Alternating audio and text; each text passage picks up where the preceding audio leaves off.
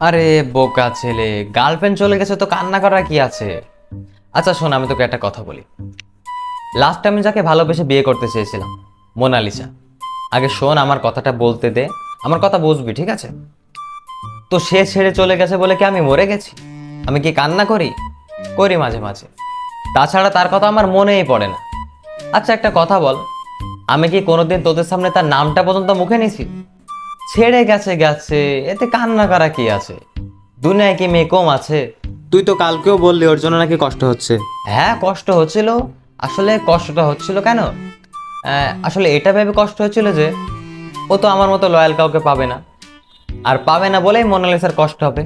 আর ওর কথা ভেবে আমার কষ্ট হচ্ছিল, বুঝলি, যে বেচারা আমার মতো কাউকে পাবে না।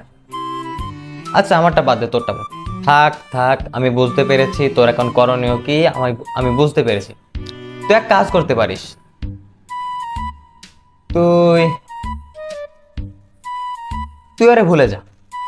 তুই আরে ভুলে যা, ভালো থাকবি, কোনো কষ্ট হবে না। তুই আমার কথা শোন, তুই আরে ভুলে যা, আমার মতো হয়ে যা। হ্যাঁ হ্যাঁ, আমার মতো হয়ে যা।